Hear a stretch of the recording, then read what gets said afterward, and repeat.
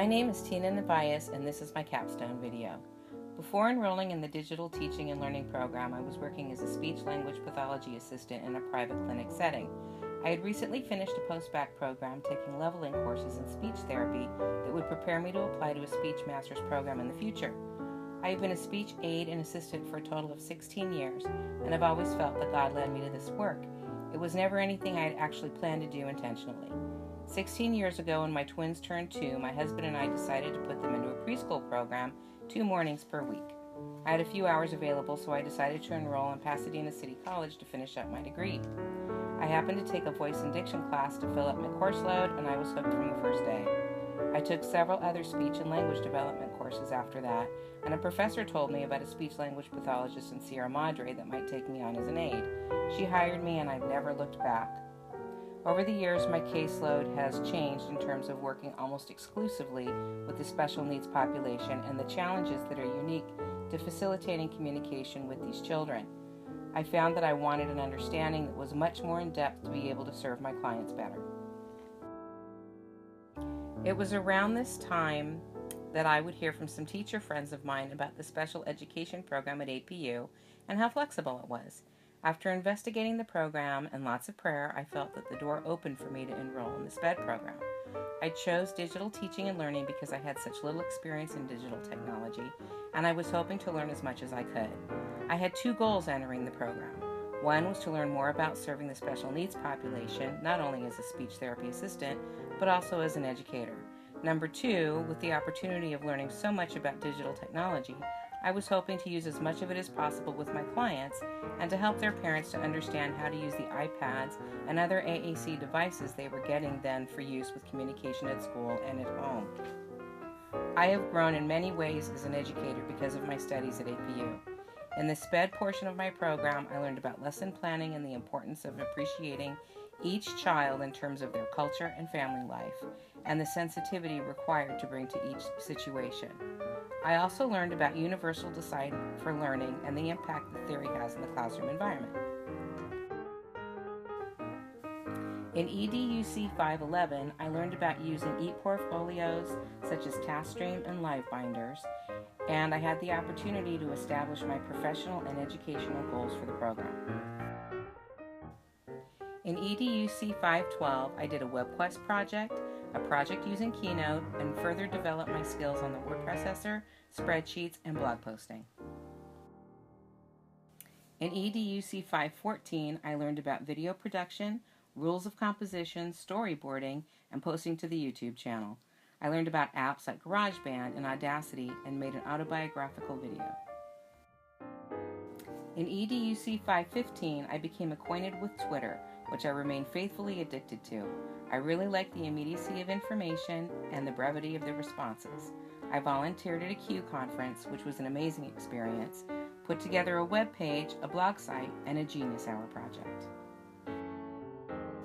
In EDUC 522, I learned how to put together a unit plan and design a rubric, but an aspect of the class that really changed my entire way of viewing my students was learning the multiple intelligence theory. I continue to use MI principles each day when relating to my students and designing a therapy session for them. In EDUC 526, I have had the opportunity with the growth assessment to reflect on my time here at APU. In the curricular unit plan, I was able to use so much of the knowledge from my previous classes to design an effective and detailed collection of activities. The self-study experience allowed me the opportunity to research and analyze a topic that became very important and personal to me, and when the process was finished, I had experienced many positive results. The very recent death of an extremely close friend left me feeling an incredible sense of loss, and I found myself considering the meaning of gratitude. My friend David had been so sick for 3 years, but through most of that time his attitude was that of encouraging and building up others. He has always been a jovial, social, and very caring person, but more than anyone I have known, he was able to find contentment and acceptance in whatever situation he was in. I think he was probably the most present person I knew, and I think this was because he was truly so content and accepting with what he had in life. He would make a visit to see him in the hospital about the fact that I was there and not about his illness, and he acted like it had been ages since he had last seen me. It was always like this, and he would tell anyone who would listen how lucky he was to have his friends and his family, his angels. He knew he was terminal for some time, and in my opinion, he had a lot to be angry or bitter about. He had a loving wife, a devoted 13-year-old daughter that he adored. Not once did I ever hear him upset that his time would come to an end with them. He accepted that he was moving on and embraced it totally. This had a huge impact on me, and thanks to this project, I decided to research the advantages of practicing gratitude in my daily life. Basically, I used 3 strategies: a daily gratitude journal, a 5 to 10 minute thankful prayer time each morning, and a weekly prayer walk. The prayer time was easy to incorporate in the morning, as I usually spend 10 minutes before I get out of bed praying, but the emphasis would be different. The gratitude journal was the actual concrete instrument I used. I had a notebook that I would use before going to bed at night, and I would use the Notes app on my iPhone at other times. My weekly gratitude walks were basically my usual walks through my neighborhood with my dogs, only with an emphasis on observing everything around me that I would usually take for granted. After spending consistent time in thankful prayer for a week, I found that I would spend a lot more of my free time in thankful prayer at other times of the day. During my drive to and from work, I would find myself thinking about the day and giving thanks, or looking around me and offering gratitude for something I would see. This awareness took my attention off the traffic, and because of this, I found that I was in a much calmer mood when I arrived home. After 6 weeks, I found that overall I became much calmer and more centered. Even in stressful situations, I found myself looking for the good things around me, and I was less reactive to the situation itself. I found myself actually saying, "I am so grateful that," or "thankfully," in conversations more often. I spent less time listening to the news or to negative conversations around me. I just preferred not to participate in them.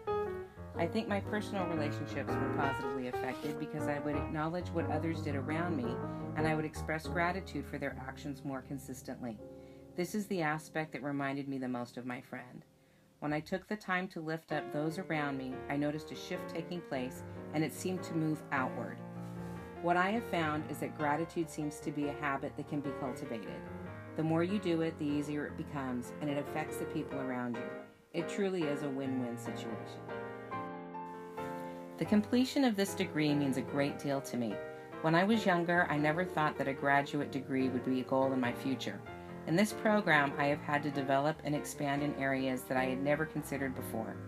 At APU, I have always felt supported, challenged, and rewarded for my efforts, and I know that I will never stop learning. I am always encouraging others to go back to school or to pursue whatever type of education they are drawn to. It is truly never too late.